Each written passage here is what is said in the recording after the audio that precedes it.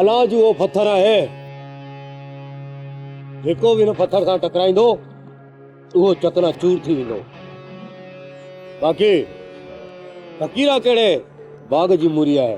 सरदार बालाज फ़कीरो वॾे सरदार वटि वियो, ज़रूरु तव्हांजी शिकायत कंदो।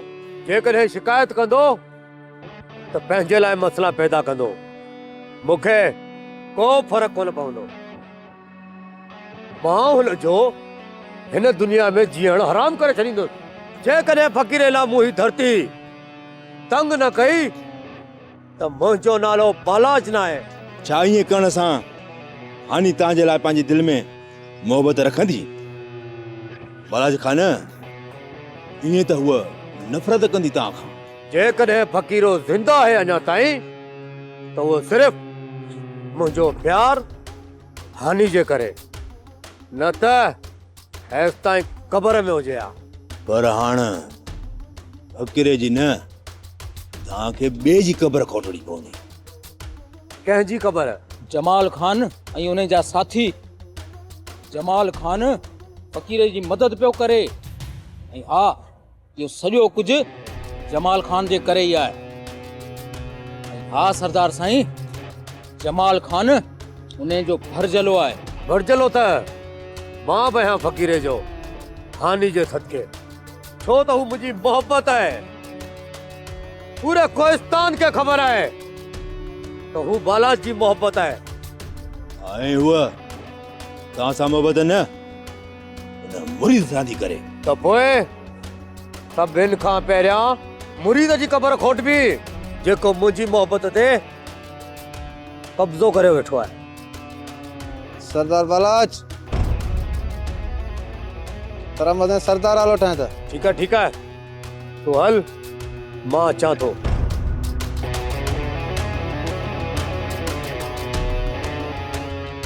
पापा साईं मूंखे छो घुराए?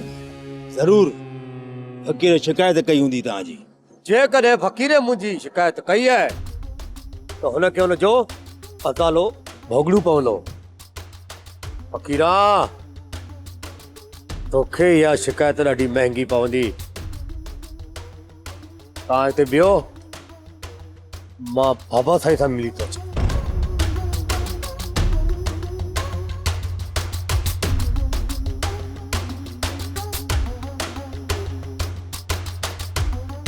सलाम बाबा, हो मने लौटाए था। बालाज, मूं ॿुधो आहे त तो फ़कीर मोहम्मद सां बेवाजिबी कई आहे। न हो है, इहो कूड़ आहे। मूं हानी जी घुर कई आहे, को जो न आहे। इन जो मक़सदु त तो वटि असांजे रीतुनि रस्मनि क़ाइदनि कानूननि जो को बि क़दुरु न आहे। तूं नथो ॼाणी त हिकु सरदार घराणे जो माण्हू पंजनि मफ़ादनि लाइ ईअं करे, ऐं तूं वरी पंहिंजे रिवायतुनि जी हिफ़ाज़त करण जे बजाए उन्हनि जा बखियाव ॾेड़े रहियो आहीं। रिवायतूं, रस्मूं, कानून, क़ाइदा बाबा साईं हालतुनि सां गॾु बदिलजी वेंदियूं आहिनि। वक़्तु ऐं माहौल ऐं हालतूं घटि वधि थींदियूं रहंदियूं आहिनि बाबा साईं, ऐं मूंखे उन्हनि सां गॾु ई हलणो पवंदो। इन जो मक़सदु त तूं मुंहिंजी मौजूदगी में सरदारी जो ऐलान बि करे सघीं थो। हालांकि तोखे अहिड़ो को अख़्तियार बि न आहे। इन रिवायत जी बि इब्तिदा तव्हां कई हुई बाबा साईं। चाचा जे हज़ार राज जी कुवतुनि खे तव्हांजे घमंड, तव्हांजी वॾाई हुनखे नज़रअंदाज करे ऐं पग तव्हां पंहिंजे सिर ते सजाई। अफ़सोस बालाज, तो जेका इच्छा वधाइण जी लीक कढी आहे उनखे मिटाइण एतिरो आसान न थींदी। मूं कुझु बि न कयो बाबा साईं, इहा लीक बि तव्हां कढी। उन्हनि विछनि खे वधाइण जो नुक़सान बि असांजी नस्लूं भोगी थियूं बाबा साईं। ऐं मां हानी खे चाहियां थो, जेको विच में ईंदो उहो पंहिंजो ज़िम्मेदार पाण। असां त तुंहिंजे ख़िलाफ़ ॻाल्हाइण वारनि जे लाइ हरी बाज़ार में ज़बान कटाइण जो ऐलान कयो, पर तव्हां इहो ऐलान बाबा साईं मुंहिंजी ज़बान बंदि करण लाइ कयो। ओॾी महिल मां ताक़तवर न हुउसि, ना ही मूं वटि ताक़त वारी ज़बान हुई। पर हाणे बाबा साईं मां ताक़त वारी ज़बान रखां थो ऐं मां ॻाल्हाए बि सघां थो। ख़ैर मां तोखे आईंदह बिरादरी जे अॻियां ॾाढो ॾुखियो ॾिसी रहियो आहियां। बालाज फ़क़ीरो मूं वटि आयो हो, हुन चयो त जेकॾहिं बालाच जे दिलि में असां लाइ का शिकायत आहे त चई ॾे, बाक़ी ईअं असांजे घरनि जे आसपास हथियारबंदनि सां गॾु अचणु ऐं घुमणु न घुरिजेसि। ऐं हाणे वरी तूं उन्हनि जे लंगनि में अखियूं थो विझी। बालाच मां तोखे ॿुधाए थो छॾियां, ईअं न कर। ऐं हा, ॿीहर मां तुंहिंजी का शिकायत न ॿुधां। ही मुंहिंजो मुल्क आहे बाबा साईं, राज आहे मुंहिंजो। ऐं जेकॾहिं मूंखां कंहिंखे बि शिकायत आहे त ही कोहिस्तान छॾे हलियो वञे। कुझु बि हुजे बालाज, पर फ़क़ीरो कोहिस्तान न छॾींदो, छो जो हू असांजे अबनि ॾाॾनि खां वठी ख़िदमत कंदड़ आहे।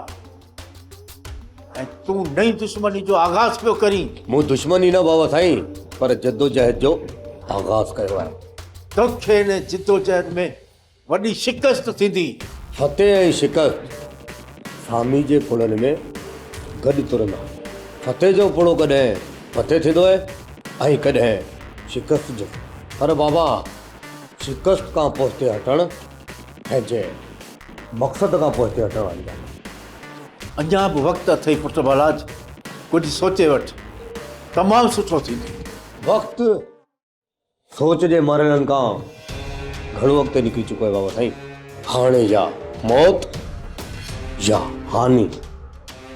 छो त बाबा साईं हानि मुंहिंजी मोहबत आहे बाबा साईं, ऐं जेके हासिल करणु मुंहिंजो मक़सदु आहे। बालाज इहो रवैयो तोखे ॾाढो ॾुखियो कंदो, ॾाढो ॾुखियो कंदो।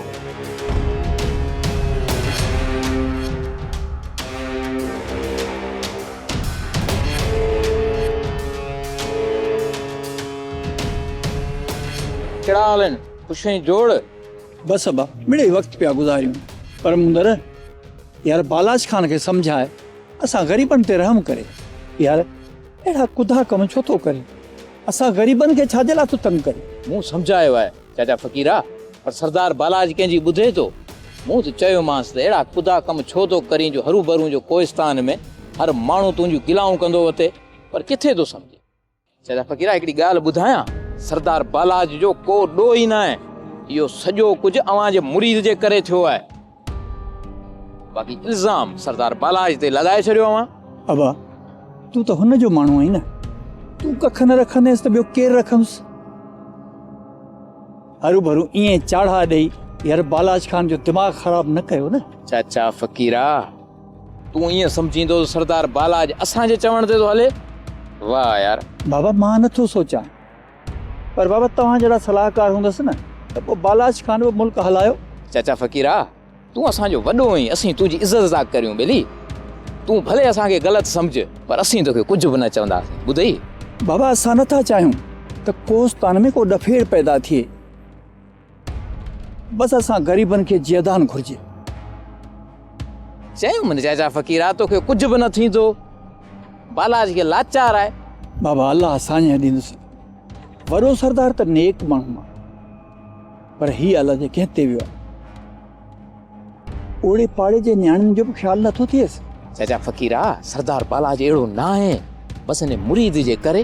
मुरीद असांजो पंहिंजो आहे, ॿियो त हाणे हानि हुन जे नाले थी चुकी आहे। चाचा फ़क़ीरा, हिकिड़ी ॻाल्हि ॿुधायां, फ़ैसिलो तुंहिंजे हथ में आहे, अॻियां तुंहिंजी मर्ज़ी आहे।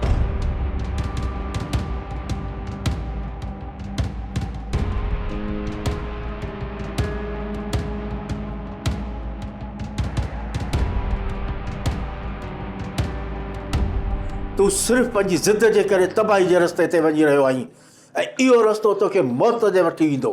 शिकस्त जे ख़ौफ़ में ज़िंदगी नथी गुज़ारी सघिजे बाबा साईं। आई फतेह जी उमेद में मौत खे गले लॻाए सघिजे थो साईं। बाक़ी बाबा साईं, मुंहिंजो हिन कम में नुक़सान थो थिए त मूंखे उन जी का बि परवाह न आहे। त प्रथम त तुंहिंजे ग़लति क़दम खणण जे करे किथे ॿीहर कोहिस्तान में लाश जा ढेर न लॻी वञनि।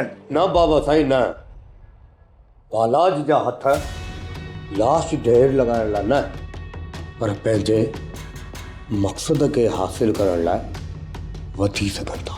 ठीकु आहे, मुंहिंजी मर्ज़ी आहे त इन नाज़ुक मरहले लाइ दोस्तनि खे घुराए उन्हनि सां सलाह मशवरो करणु घुरिजे। बाबा साईं, तव्हां मूंखे तानो ॾेई रहिया आहियो। न न, तूं ग़लति थो सोची। मां तुंहिंजी परेशानी जे करे थो चवां, ऐं मां तोखे परेशान नथो ॾिसी सघां। परेशान आहियां, पर शिकस्त जे ख़ौफ़ खां बिड़क बि ॿाहिरि नथो कढां। ऐं तव्हांखे त ख़बर आहे बाबा साईं त फालाज पंहिंजी ज़िंदगी में कॾहिं बि शिकस्त न आहे खाधी। ऐं मां हिकु मामूली फ़क़ीरे खां शिकस्त खायां? न बाबा साईं, ईअं बिल्कुलु न थींदो। हानी मुंहिंजी आहे, ऐं बाबा साईं मुंहिंजी ई रहंदी।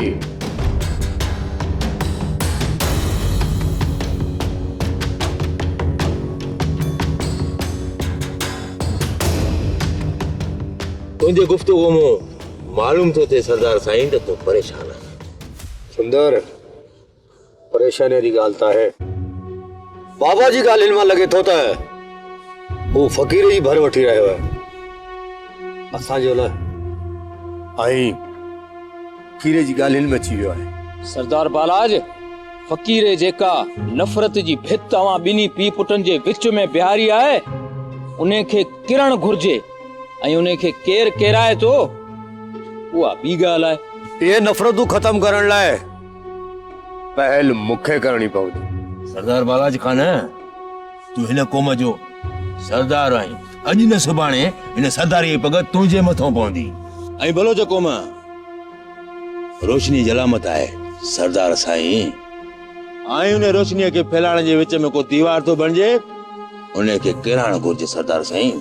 तो बलोच क़ौम खे रोशनी सां तशबीह ॾेई असांखे सोचण ते मजबूर करे छॾियो आहे त असांखे किथे रोशनी करणी आहे ऐं किथे ऊंधा।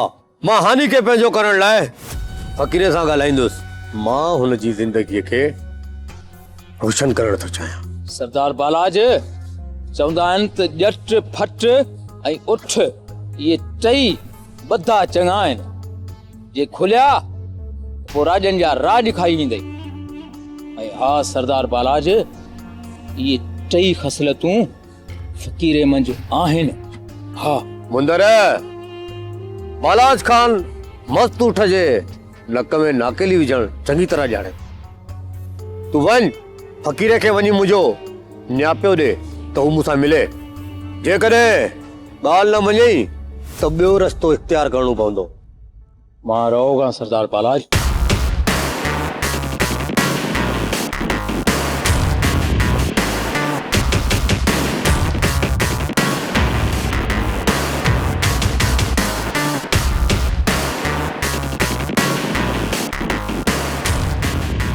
फ़क़ीरा,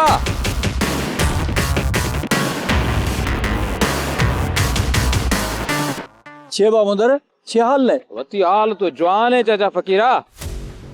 तरा सरदार बालाज तवार का घुरायो है तोखे। खैर में घुरायो अथव बाबा? मना ख़बर न है चाचा फ़क़ीरा, इहो सरदार बालाज खे ख़बर हूंदी तो तोखे छो घुरायो है। मुंहिंजो कमु तोखे न्यापो ॾियण, बाक़ी वधीक तुंहिंजी मर्ज़ी। ठीकु आहे, थो बुरो, मां अचां थो। चाचा फ़क़ीरा, देर न कजां, सरदार बालाज इंतज़ार पियो करे। मतां ईअं न ॿिए केॾांहुं निकिरी वञी। चाचा फ़क़ीरा, अचिजां ज़रूर। सरदार बालाज खे इंतज़ार करण जो आदत न आहे। हा, जेसि ताईं सरदार बालाज सां न मिलंदे तुंहिंजे लाइ सुठो न थींदई। हा हा हा, मां जो आयुसि, थो बुरो बा। मां रहोगा।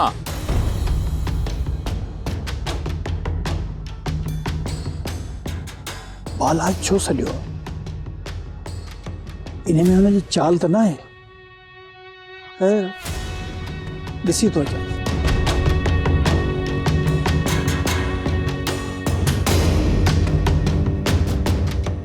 जमाल खान छा थियो आहे? फ़क़ीरो बालाज ॾे वियो आहे। तोखे कंहिं ॿुधायो? मूं मुंदर खे न्यापो ॾींदे ॾिठो। छा पिए चई? चई पिए त बालाज सां न मिलंदे त सुठो न थींदो। फ़क़ीर सां बालाज एॾी बेवाजिबी कई, तंहिंखां पोइ बि इहो फ़क़ीर हुन सां मिलण वियो आहे। ईअं हुनखे न करणु घुरिजे। हा, जेकर इन फ़कीरो हिक पासे थी बीहे तो हुनजो वार बि विंगो केर नथो करे सके।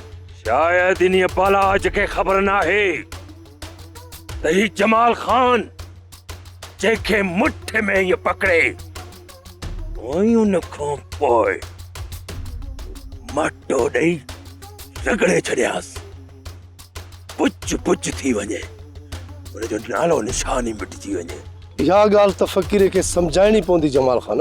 जे न मने त जेकॾहिं न सम्झंदो न यानी हू पंहिंजो नुक़सान कंदो ऐं मां न चाहींदुसि हिन सॼे कोहिस्तान में कंहिं हिक माण्हूअ खे बि का रांड अचे। जेकॾहिं ईअं थियो न जानिब मुंहिंजो अंदर चीरजी वेंदो अंदर चीरजी वेंदो। ईअं न थींदो, ईअं न थींदो जमाल खान। जा चलो त फ़कीरे खे बालाज छो घुरायो। इहा जांच त हींअर ई लही थो अचां। बुरो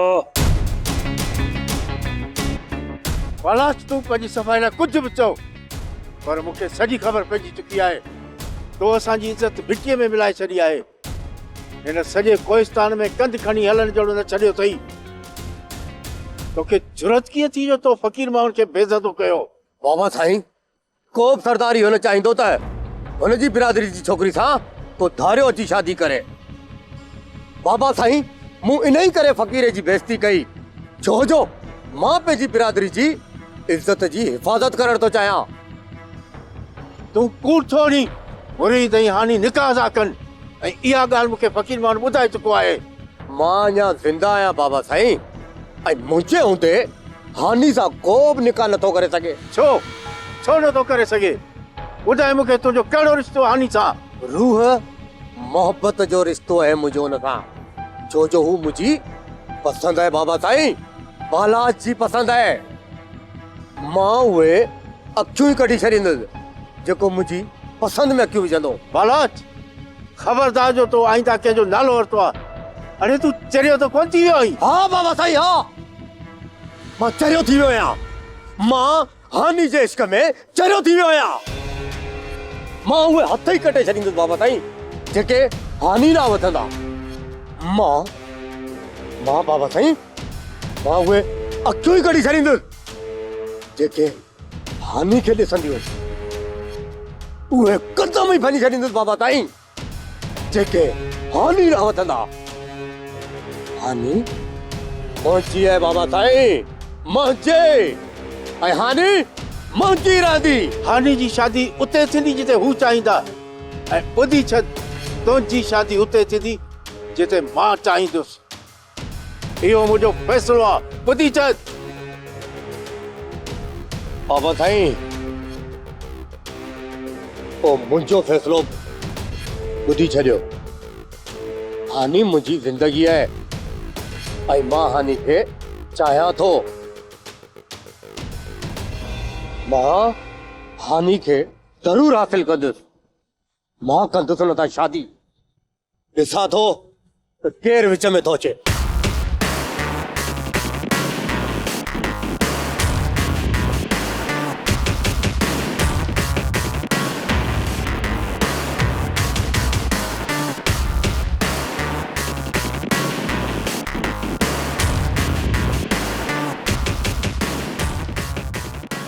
हाँ जानिब कहिड़ी ख़बर आंदी अथई?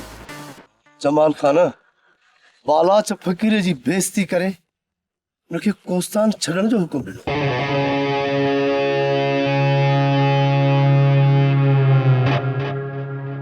बालाज केर थींदो आहे? फ़कीरे खे कोहिस्तान मां कढण वारो ही जमाल खान बालाज खे कोहिस्तान मां कढी छॾींदो। जिन हुकुम कयो त कयूंसि गोलियुनि जे हवाले।